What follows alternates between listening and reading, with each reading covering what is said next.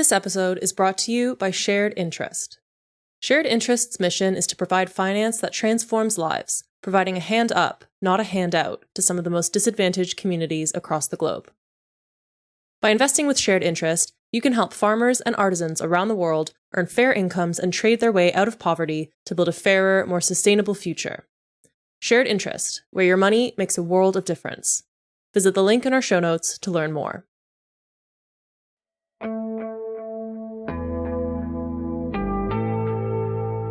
Hello, my name is Kiran Gupta, and I'm a co-owner at New Internationalist magazine.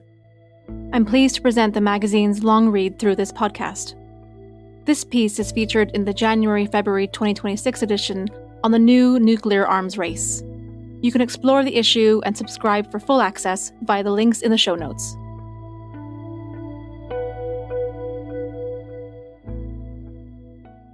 Neocolonialism in Gaza. Palestinian futures are being decided for them yet again as they are dispossessed by the new Trump plan, argues Yara Hawari. When will Palestinians be free of repackaged colonialism? The 9th of October ceasefire offered a brief but welcome respite for the people of Gaza after 2 years of relentless Israeli bombardment and deliberate starvation campaigns. This has been an assault which has been recognized as a genocide by international legal bodies, human rights organizations, and most importantly, by the very people it has been inflicted on. It also remains uncertain whether the ceasefire will hold, or what the near future will entail for Palestinians in Gaza and beyond.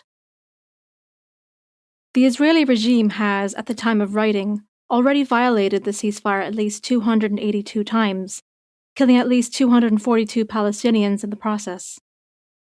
In one such incident, a bus carrying 2 families was bombed, killing 11 people, including 7 children. A heavy bombardment on 28 October resulted in a further 64 deaths. As part of the ceasefire agreement, the Israeli army has drawn an invisible withdrawal boundary, the yellow line. The area beyond this line totals about 53% of Gaza and includes most of the agricultural and industrial land. It's also what the Israeli regime considers a Hamas-free zone. In reality, it's been almost entirely depopulated. Many in Gaza fear that this line will become permanent, cutting the strip's landmass in half. Those attempting to return to their homes can only guess where the dividing line lies. Those who have crossed it have done so unknowingly, and many have been targeted by snipers or drones and killed.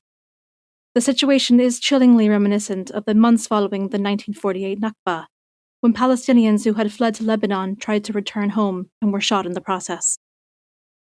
The damage wrought by the genocide is monumental and ongoing. The official number of Palestinians killed by Israeli regime forces is 69,000, and a further 10 to 14,000 bodies are expected to be recovered from the rubble.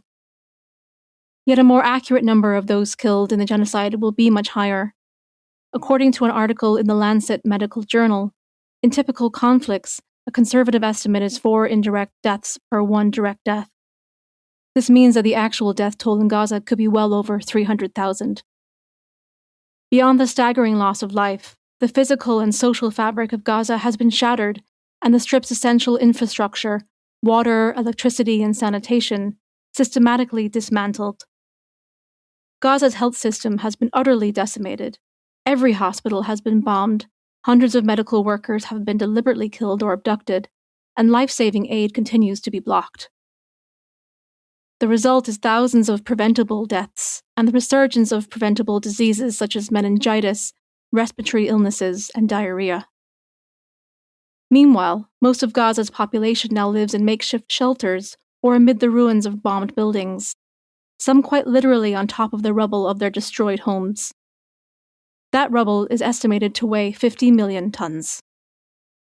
Researchers have calculated that it could take up to 4 decades to fully clear and process the rubble. International aid workers who have managed to enter Gaza have described it as a dystopian demolition site, an apt description for an area of 365 square kilometers that has been subjected to the equivalent of 6 times the atomic bomb that was dropped on Hiroshima in 1945.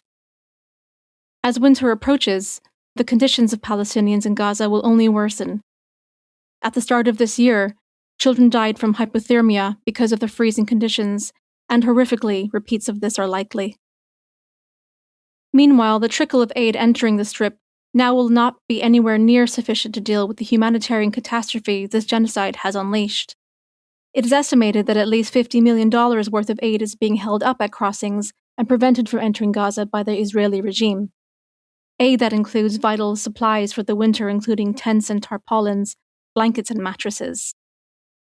As Palestinians, especially those in Gaza, struggle to come to terms with the devastation of the past 2 years, the world's most powerful actors are once again mapping out their future without them. It is a familiar pattern, echoing a century of external designs on the Palestinian people, from Sykes-Picot and the 1947 UN Partition Plan to Camp David in 1978, the 2003 Roadmap for Peace, Trump's 2020 Deal of the Century, and now today's ceasefire. At each iteration, the geography of Palestine has been further diminished, its borders redrawn, its sovereignty fragmented, and its people increasingly rendered disposable within global political calculations. The cumulative effect of these externally driven initiatives has been the progressive erasure of Palestinian political agency, replaced instead by a discourse of peace and stability that functions to legitimize continued colonial dispossession. The pattern remains tragically consistent. The future of Palestine is continually negotiated by others, while Palestinians themselves are expected to acquiesce to the boundaries, authorities, and conditions devised to contain them.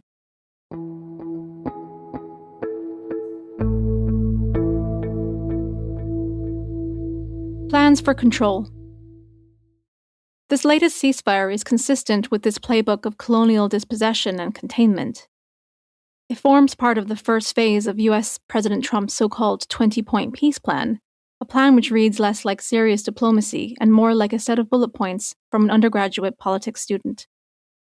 Worse yet, it tramples on international law, continuing to violate Palestinian self-determination and contravening the International Court of Justice's ruling that humanitarian aid in Gaza should be delivered by impartial humanitarian organizations, including the UN Refugee and Works Agency, UNRWA.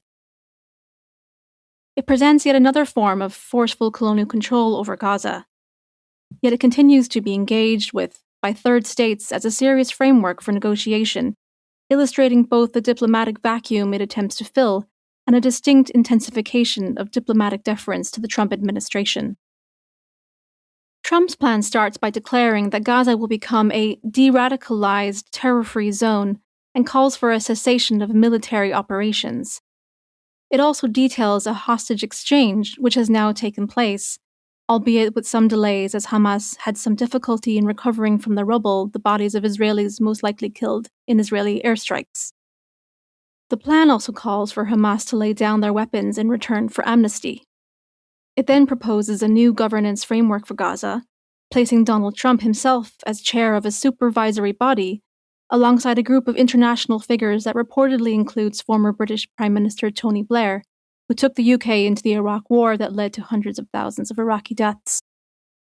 Palestinian participation, by contrast, is limited to technocratic and ostensibly apolitical roles, while Hamas and other Palestinian political factions are to be entirely excluded from governance.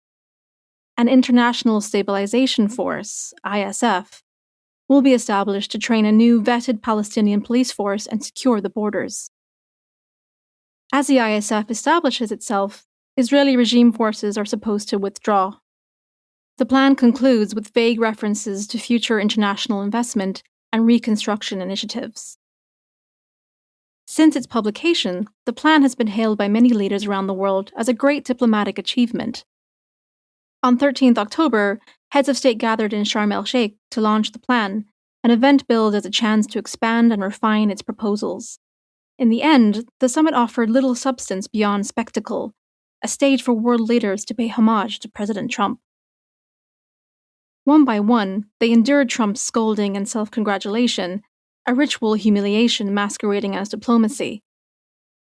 President of the Palestinian Authority, PA, Mahmoud Abbas, made an appearance that met with Trump for less than a minute. According to the US president himself, Abbas congratulated Trump for having done things that no other president could have done. Notably, however, neither Abbas nor any other Palestinians had any involvement in drawing up Trump's plan. Just over a month later, on 17th November, the United Nations Security Council, UNSC, passed a resolution that effectively endorsed Trump's plan and authorized the creation of a supervisory body and the ISF. The supervisory body, known as the Board of Peace, will be chaired by President Trump and will have complete oversight over humanitarian aid, reconstruction, and temporary governance. Not only does this bypass existing local structures and UN agencies, it enforces direct US control over all aspects of life in Gaza. It is a cruel irony that the US is given effective control over Gaza by the UN, whilst it co-perpetrated the genocide alongside the Israeli regime. Yet it is not surprising. The exclusion of Palestinians from participating in decisions concerning their political future has become a persistent feature of international diplomacy, paralleled by the consistent imposition of conditions on the scope and legitimacy of Palestinian self-governance, and not just by the US. In his statement recognizing the State of Palestine in mid-September 2025, UK Prime Minister Keir Starmer declared that Hamas would have no role in the governance of a future Palestinian state. While unsurprising, given the UK government's stance towards Hamas, Starmer's statement explicitly framed Palestinian self-governance as conditional, not as an inherent right.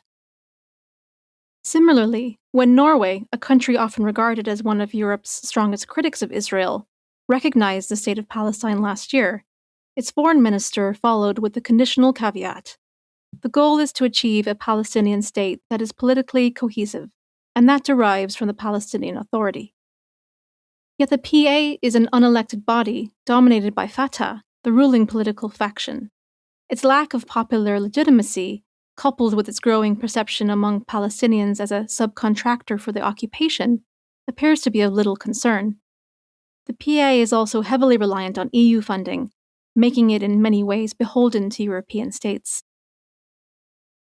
Making the future of Palestinian governance dependent on an unelected, domestically unpopular institution, one that remains structurally reliant on external support, demonstrates yet again what is considered acceptable Palestinian self-determination by Western powers.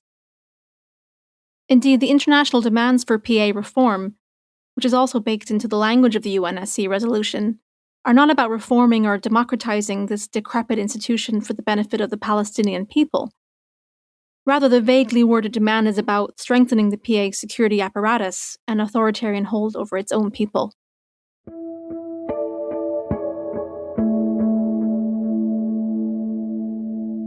Reconstruction as big business. For President Trump, keeping the ceasefire intact and moving forward with the UNSC resolution is about protecting his self-appointed title as the world's peacemaker. It is also about potential profit, because reconstruction is big business. The United Nations, the European Union, and the World Bank have put the cost of rebuilding Gaza at more than $70 billion. In his address to the Israeli Knesset on 14th of October, Trump thanked Arab and Muslim nations for pledging tremendous amounts of money towards reconstruction efforts. The nations in question, predominantly Saudi Arabia, the UAE, and Qatar, have since remained notably vague regarding the scale and timing of their financial commitments. Like their Western counterparts, these governments possess their own political calculations regarding who should be permitted to govern Gaza in the aftermath of the war. Reconstruction funds, moreover, are rarely neutral. They are instruments of influence, often accompanied by explicit or implicit conditions that shape political outcomes on the ground. Now, with President Trump at the helm of the Board of Peace, the US will have ultimate control over the reconstruction process. At the Sharm el-Sheikh summit, Starmer pledged £20 million, around $26.3 million, of UK funds towards the reconstruction, a relatively small percentage of the total sum needed. It's clear that Starmer is more interested in positioning the UK not as a major funder, but rather as the country to lead and facilitate the reconstruction efforts. In mid-October, the British government convened a meeting at Wilton Park, the Foreign Office's forum for strategic dialogue and policy discussion, to discuss the topic. In attendance were Egyptian and PA officials, along with private sector donors, international investors, and representatives from the World Bank. Britain's Minister for the Middle East, Hamish Falconer, reiterated support for the Arab Reconstruction Plan put on the table in March 2025. which was rejected by both the Israeli regime and the Trump administration. The plan was initially developed by the Egyptian government and later endorsed by the Arab League. It outlines a three-phase approach to reconstruction. Phase 1 focuses on initial rubble clearance and the construction of temporary shelters. Phase 2 expands to large-scale debris removal and the development of essential infrastructure, including supply networks and housing. And the final phase involves building additional housing, an industrial zone, ports, and an international airport. During the early stages, technocrats would oversee implementation, after which the Palestinian Authority would assume governance of the Strip.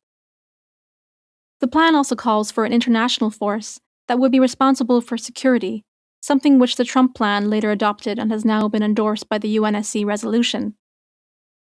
Reconstruction in Gaza is now tied to the deployment of the International Stabilization Force. However, there has been significant disagreement over who will supply personnel for the ISF. The Trump administration has made it clear that troops from the United States will not be involved.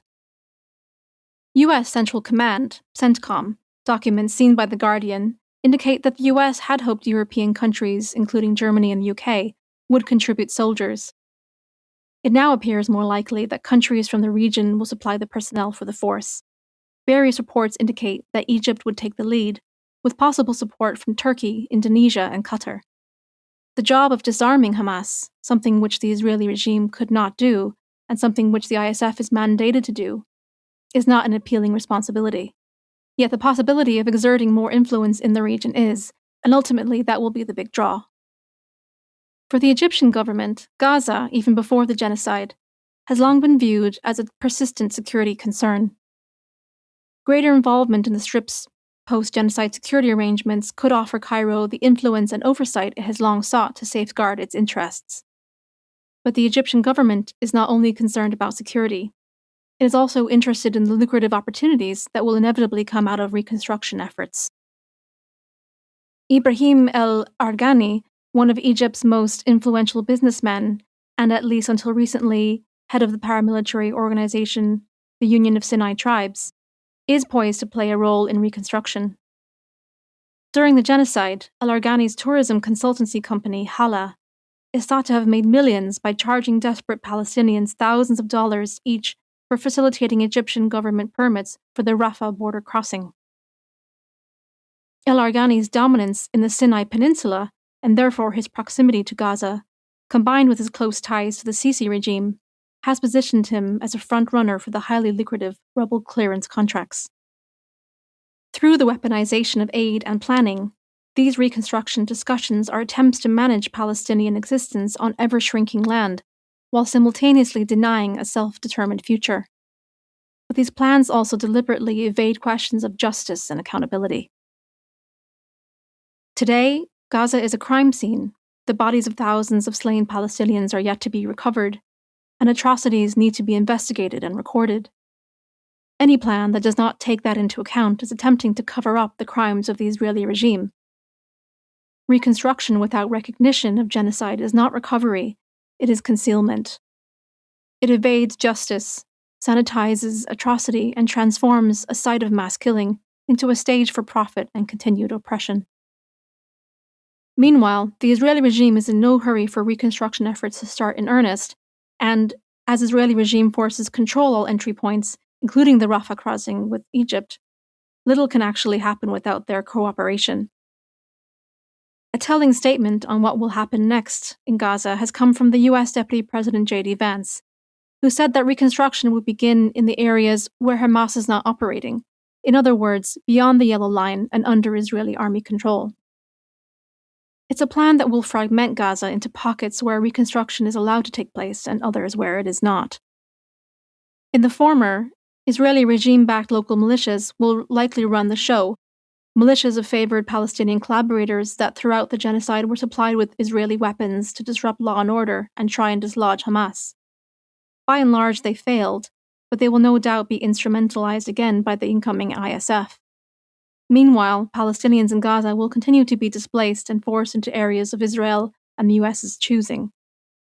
In this way, reconstruction will function as a continuation of ethnic cleansing and genocide, albeit more piecemeal and certainly out of the headlines. Palestinian-led future? The Trump administration's plans for Gaza, which have now been shamefully endorsed by the UN, are another example of the manufacturing of global consent for continued colonial control over a people that have been colonized and brutalized for over a century. This new colonialism does not have to be the only option. In January 2025, a document called the Phoenix Plan was published by an interdisciplinary and intergenerational consortium of Palestinian experts. Bringing together voices from Gaza, the West Bank, and the diaspora, this voluntary collaboration sought to address the short to medium-term needs of Palestinians in Gaza. Most importantly, it included experts from local municipalities in Gaza, people with intimate knowledge of the land and communities on the ground, and it recognized the realities of the genocide. It was released around the same time that Trump was promoting his dystopian Gaza Riviera vision. The Phoenix Plan stands as the only Palestinian-devised reconstruction proposal to emerge during the genocide, a rare and radical assertion of Palestinian future imagining in the face of annihilation. It is also the only plan that is detailed and technical and based on empirical evidence from those who lived there. That the plan was largely ignored by international media and policymakers is unsurprising. Equally unsurprising is its rejection by the PA.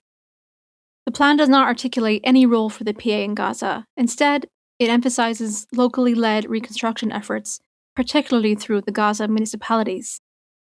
By contrast, the Arab Initiative Reconstruction Plan explicitly stipulates that the PA would assume governance over Gaza, with little regard for the preferences of its residents concerning their leadership.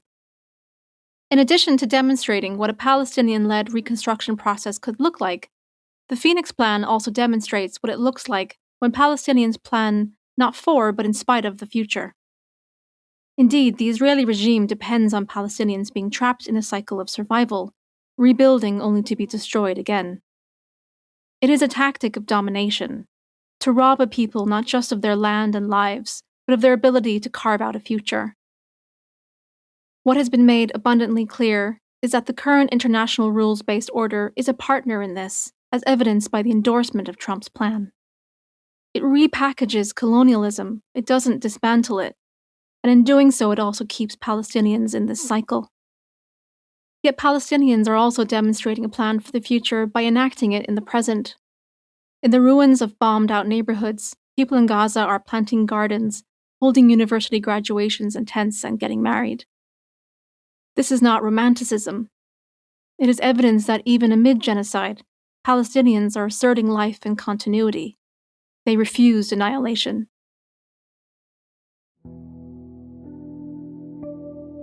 For those of us outside Gaza, the question is not only how we respond to the massive destruction, but how we participate in the reconstruction of possibility itself, how we help sustain a Palestinian future that is free and unshackled from the conditions of colonialism.